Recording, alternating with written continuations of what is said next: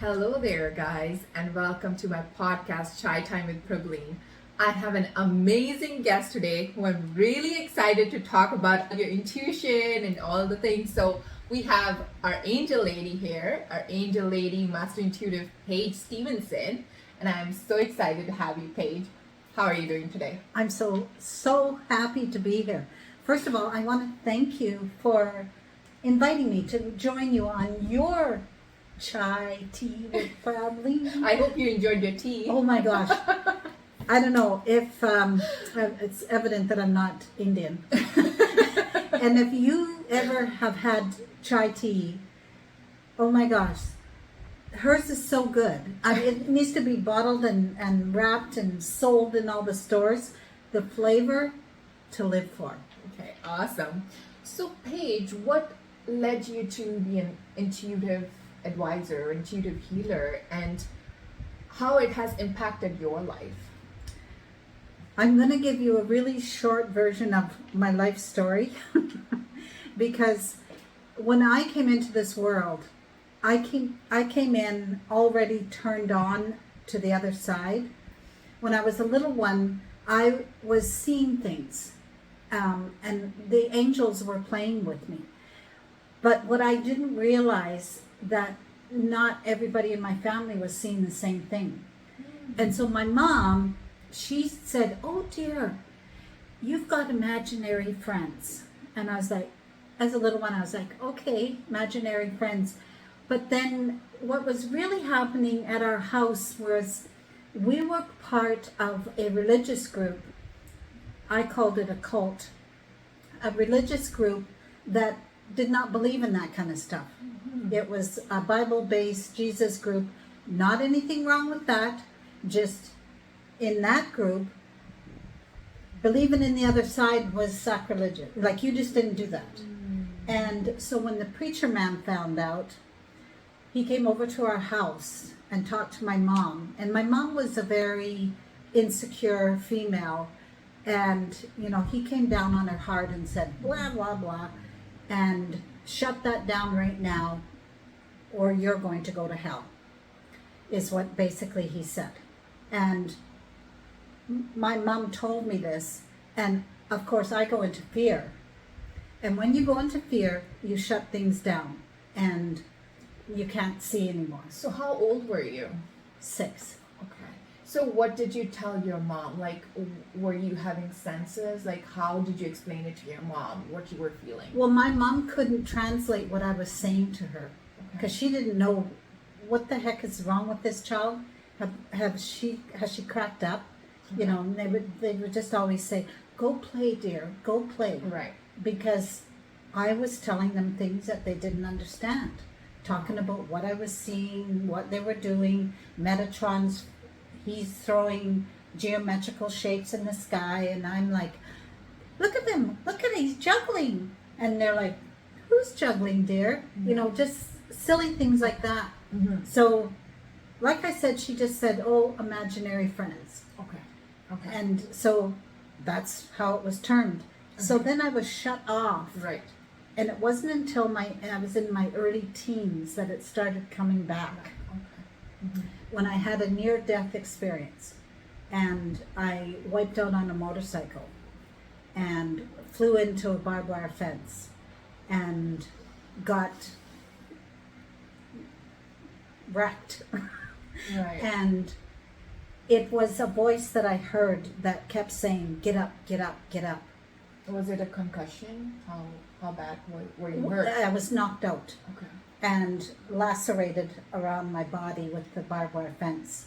And if I had not got up, I would have bled out. Right. And so as a result, I heard that voice, and then I'm walking to my family where they're waiting for me to take their turn on the motorbike, because it was at my auntie's farm.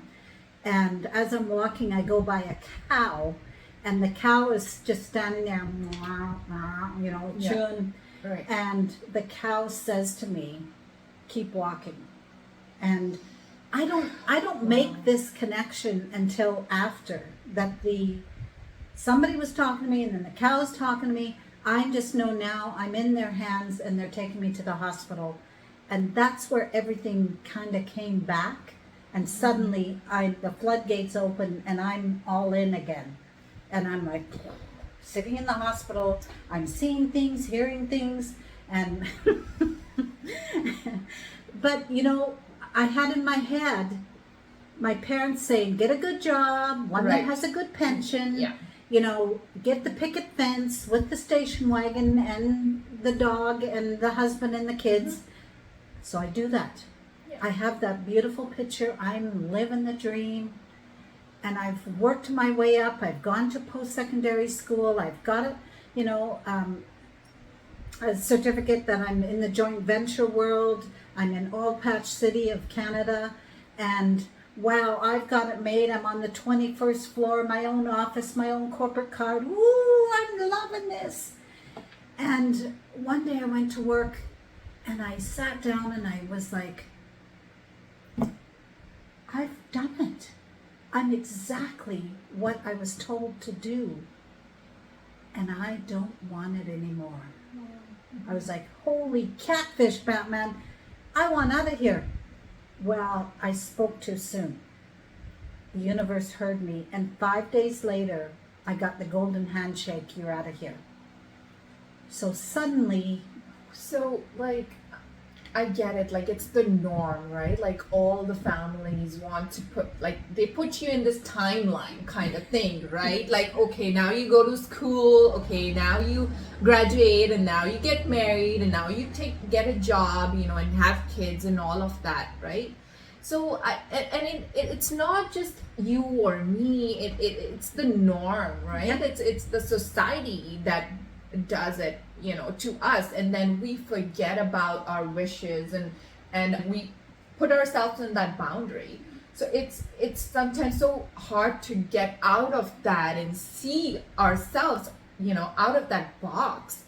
So I'm so glad that you were able to get out of that box and you got your intuition or your intuitive, back and Yes. and Well, for many years though, I was considered, I don't like to say the black sheep, I say the golden sheep.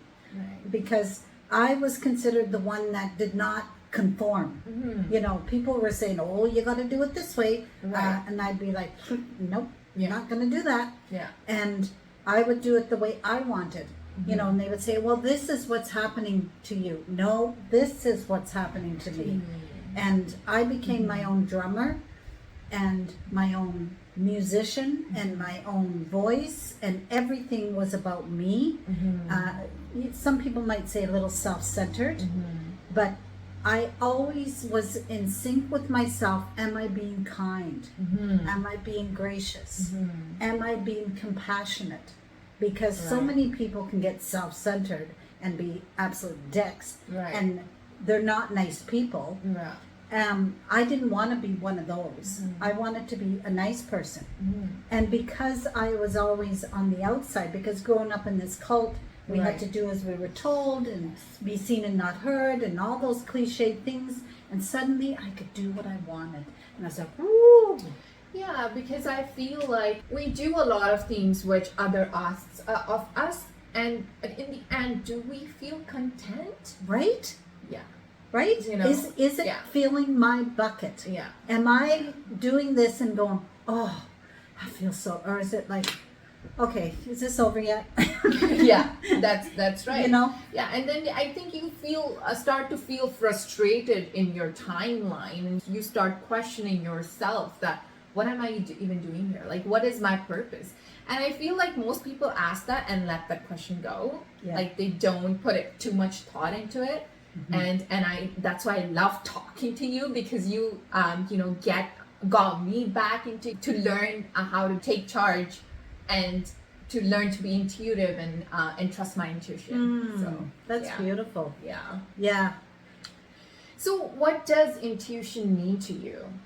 Well, this is something that I now teach in my course, because we all know we're intuitive. We've got that that gut feel that, yeah, I felt that. Or some people get it across their shoulders, or they get it down their back. However you get a feeling or a knowing, it's really comes down to your senses. Yeah, that's what they say, the gut feeling. Yeah. Right? So you can either hear it, or see it, or feel it, or know it. Okay. So those are all the clairs, the claircognizance. Claircognizance is the knowing. Clairvoyance is the seeing. Clairsentience is the feeling. And clairsentience is the seeing. Oh my God. No, the feeling. I just went blank for a second. That's okay. Those are the four majors. There's other ones too, but those are the four. Most people have claircognizance. Most people, especially women, you might have heard in your travels when somebody says, "Oh, mother's intuition, mothers just know." Right. That's your claircognizance. Yeah. That's your knowing. You just know that you know. You don't know how you know. You just know. You don't. When you have claircognizance, you don't have any backup information. You just know that this is the way it is, or that's what that is. And how do you incorporate that in your healing practices? When a client comes to me, whether it's for healing or a past life healing or chakra clearing or whatever they're asking for, I tune into the client and I say, what is it that's coming up for you today? And they'll either tell me or say, I've got this feeling, or I was getting an ouch here, or this was bothering me, or I kept hearing this. Somehow they will have, something was transpiring on their body. Right. And then I would ask them, is that bothering you? Like, you've come to me. And a lot of people also, say or use the word anxiety. Is that also part of it? So let me just clear something up for you. Not just for you, but for our audience. This is really valuable to listen to, because there's two pieces to, especially after these last few years, when we went through this COVID piece. Anyways, two things came out of that: depression and anxiety. When intuitively you look at it, depression is when you're dwelling too much on the past. I coulda, shoulda, woulda done that. Right. You become depressed. A lot of old people get depression. I mean, there's lots of young too, but a lot of old people sit in their rocking chairs and, oh, if I'd only done this and if I'd only done that. And they lament about what they could have, should have, would have done. That builds up and turns into depression. The alternative is when you're looking too far ahead. Our youth today suffer from this. When you're going too far ahead and you're, oh, I want a new car, I want new shoes, I gotta have the latest, greatest Michael Kors, Louis Vuitton, and I gotta have this and I gotta have that, and you have nothing in your bank account, and you're like, oh, I just want to be there, and you're always in the future. You're not dealing with right now. You're gonna get anxious. You're gonna struggle with anxiety. You're going to hyperventilate. You're going to probably be a nervous wreck. You'll be sitting and you'll be like, And I feel like this is the problem of 80% of the people or more. Very much so. In today's world, or it's recent, especially after COVID, like you said, when we had to stay in our bubble or had to stay in our houses away from our families, it affected a lot of people. And also, like you were talking about, the financial side of it. I mean, I think we're about to see, of course, like a downhill from like so what do you want to say about that? Well, not only our finances, but our mental health. We were coping at the time, but now things have settled out, and now people are going, oh, this is reality. This is our picture now. This is what we're dealing with. And now people are going, it is very scary, to be honest. And we are a part of the world, and I also feel, that I've started a new career and everything, but it's like how I ground myself is, like you said, it's stay in the present, focus, and do one step at a time. Very, very important. So, and I ground myself, like we'll talk more about how I do it, but I'd like to know about what would your feedback or what your advice would be to people who are going through that right now. Well, the thing to remember is you've got this vessel. I call it a vessel. This is your vessel. Mm-hmm. This is what you move through the world with. Mm-hmm. This is your car, your vehicle, okay? Your own car. How do you treat your car? Mm-hmm. Are you taking your car and getting regular checkups? Yeah. Are you filling it with the best gas that you can? Yeah. Or do you just put the cheap crap in? Yeah. And you don't care what brand it is? Yeah. I know that sounds, well, that's expensive. This is your vessel. What are you putting in? You are so on point, Paige, because today morning I just said that. I was talking to my friend. I was like, I am a luxury car and I want premium gas. I cannot deal with regular gas. And, Yes. and you're using exact words. So, yeah. But I this, can relate. people think somebody else is driving this vessel. Yeah. No, this is yours. Yeah. You're at the driver's seat. And how are you driving it? Do you take good care of this? Are you being mindful about what you put in? Or do you just go, oh, whatever? I'm not in judgment whether you drink or don't drink. There's nothing wrong with having alcohol. Mm-hmm. But if you're using alcohol to numb something, you need to find out what that is before you numb out your whole body. Right. Because this body is here for a reason. I'm going to talk a little bit high level right now. You made a choice to come to Earth, believe it or not. Do you know that it is a privilege to be here as a human? Oh, Most people don't know that. yeah. You are a gift to this world. You have been chosen to be here. Mm-hmm. And you agreed to be here to be a human. Mm-hmm. So you are a spirit having a human experience. Mm-hmm. Mm-hmm. So your spiritual side knows all the beautifulness. Mm-hmm. That's why when people start saying things, you'll start tingling and you'll go, ooh, yes, yes. What it reminds me of is the book The Alchemist.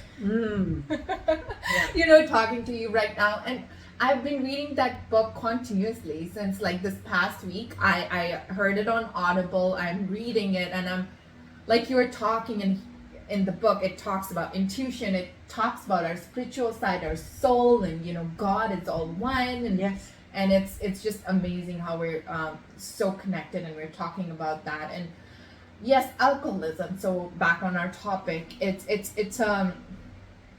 most people use it as a coping mechanism, right? And Yes. what would be your suggestion to do instead of dumping yourself in that, and then how to get out of it? Like, what would be? Well, I think it's really valuable to honor yourself. Honor this person. Look in the mirror and say, I'm beautiful. Or if you're male, I'm handsome. Most people can't look in the mirror and say that. They're like, first of all, they won't even look in the mirror at themselves. Have you ever looked at yourself in the mirror and looked in your own eyes? That person you're looking at, that's the person who's gone through a lot of stuff. They've climbed a lot of mountains, gone to valleys, up and down and up and down, and you're still alive. Life is a gift. Life is a gift. Remember that. So when somebody gives you a gift, do you throw it away? Or do you coddle it and care for it and do the best you can with it and put it on display and go, here I am, here's my gift. And I'm not saying you have to be pompous and think you're all that in a bag of chips. You can inside, but on the outside, be that loving, caring person. Be the person that comes and says, is there something I can do for you today? Is there something that you need to tell me? Be kind. You can go out your door and there's a bunch of a-holes out there. Yeah. But here, this is where the joy and happiness is. Yeah. This is why I have a program called The Journey to Happy. Because one of the pieces that I use is my connection to the angels. Right. My angels, which everybody can connect to, they're not just for me. These are the archangels. Once you learn who they are, which I teach, your life just catapults better and better and better and better. Yeah. Because the thing is, we first lose self-care and self-love, when we dump ourselves in alcoholism, or we are using a coping mechanism, or smoking, or whatever, Drugs, drugs and whatever, then we are losing ourselves. I think we lose our self-worth in that, right? And then we're thinking, okay, one drink wouldn't matter, and then more and more and more. Right, so I feel like if we become a part of something, especially a community, or like you, a healer, who gives us and shows us the path and guides us, maybe we can follow that guide. And I feel like it's very important to take that first step. If you know that there is something wrong and you're going through a problem, like you're trying other methods and it's not working out for you, you've got to step up and we say like, okay, this is not working out, but I'm going to try something different. Yeah. Yeah. Well, and you have to say to yourself, if I'm going to step up and do something different, who are you doing it for? Yeah. Yeah. If you can't say for yourself, then pick somebody that you love dearly. If that's a bestie, if that's a child, if that's a parent, a grandmother, somebody in your world means the world to you. Yeah. And say, I'm going to do this for them. And then once you figure it out, you'll figure it out that you're doing it for yourself. But I'll just, in case you don't want to do it for yourself. But you have to know how precious this vehicle is. So back to, is it a workshop or a seminar? How do you do that? Or is it a course? It's a 3-day workshop. Okay. It's a 3-day experiential workshop. Well, I give you tools and tips on how to connect. Okay. How do you connect? Right. And how do you know they're there? Okay. And how can you start talking to them? Wow. And how can you start communicating with them? Wow. Okay. This I do, of course, online. It's all online. It's called The Journey to Happy. Okay. And I run it every quarter throughout the year. I've got one coming up in September. And, the greatest joy for me is when my clients that attend this you can just see them lighting up, and it's just like they're, oh my God, I just felt something on me. And it's like, ah. Yeah. And it's because it's something they've never experienced before. Yeah. And even myself, who I've been working with this for a while now, even myself, I sometimes get surprised with the feeling. And I'll just be like, oh, you guys, you're playing with me right now, aren't you? And they have a sense of humor, believe it or not. So what other services or what other things you provide? Well, when I promote my workshop, one of my pieces that I offer as a bonus is a one-on-one with me. Okay. Where if you're coming into my course and you can feel some kind of a block, and that block can be a multitude of things depending on the person, then in our one-on-one, we're going to release that block with the use of the angels, because I'm the conduit to the angels. Okay. And we release it. And then so when you come to the course, you're wide open, divinely protected, and ready to learn. And it's like the magic just pours in. It's like... So you have courses. Do you also do one-on-one sittings and or you pull a card? And how do you... I do, I reserve my readings for my course as a bonus thing. I did readings for years and years and years, and now they're for private only, because they're sacred to me. Right. I like to think they're priceless, and it's just my way of controlling my products. Yeah. If you look into numerology, I'm on an 8 path. If you look into astrology, I'm on a 9 path. I have very strong wisdom. I just have a strong knowing. I just know what I know. That's why I'm a master intuitive, because I've mastered all the gifts. It's just who I am. And by the way, I don't like using the word gift. It's an ability. Right. We all have that ability. Think of yourself if you were going to be in the Tour de France, be a bike rider or a skater. Would you just get on your bike and you'd win the race? No. You'd have to practice. Well, the same is with working with the angels. You have to practice. And other practitioners love to practice with people. It's just, oh yeah, do a reading for me. Okay, I'll listen. And then you practice with each other. And it's a really cool thing when the soul starts awakening even more. When things are being remembered. Oh, I remember that, and I remember that. And you're like, I call them pings. Okay. Like the ping, ping, and you're like, oh! Yeah. So if you're feeling confused in your life, right? Yes. Or you need guidance, spiritual guidance and intuitive guidance, or a block in your life where you're feeling you don't know what you're going to do, or you feel like you've got to step up your game, but you're still binding yourself back. I feel like I had a perfect, amazing experience with Paige, and I would definitely suggest you check her out. Aww. On her website, and even the workshop. I can't wait to join on that workshop. You have personally helped me a lot, Paige. And so my question is there any other workshops that are coming up? I would suggest that you just connect with me on social media. Okay. Because I do promote through there. Okay. And if you want to be on my email list, on my website, there's a free gift. Now, just go on and register and let me know if you get the gift, because some people are getting it and some aren't. So I need to know if you didn't get it, just email me and say, I didn't get it. Okay. So what is your Facebook or Instagram handle? On Facebook, it's facebook.com/Paige Stevenson, Stevensen, all E's, P Stevenson. On Insta, it's Master Intuitive, @Master Intuitive. On TikTok, I forget the name now. That's okay.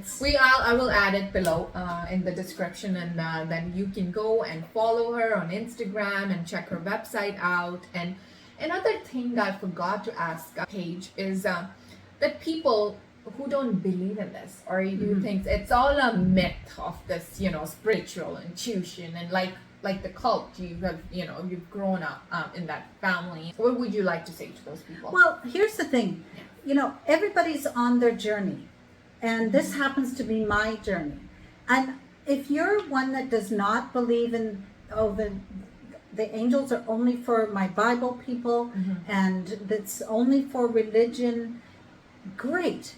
I still have a lot of my family in the religion that I was in, and I don't poo-poo them. That's their journey. That's where they want to be. Also, they don't poo-poo me, because this is my journey. So there's no judgment on if you believe or don't believe. And I'm not here to change anybody's mind. But if you have got your little toe in the water of spirituality, and you're just dipping it in, and you're going, oh, I just love some more information on this, then please connect.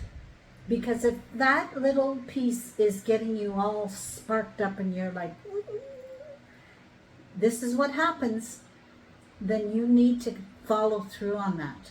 Not because it's just me, but because this is where you're meant to go. And spirituality, I even will say this about the world, that the healers of this world right now have a huge undertaking of healing this world back to what it once was. You've heard of lots of people dropping off, and there's a lot staying. And those people are needing us healers.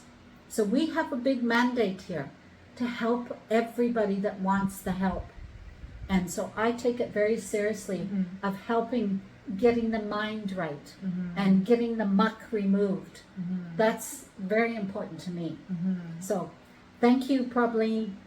Thank you for coming in, Paige. I've learned so much from you, and I feel that our audience had a great time listening to us. And then thank you. I'm so glad for you. And please subscribe below. And I'd love to see you and catch up me in the next episode. And we'll be right there. Thank you, Paige. Thank you.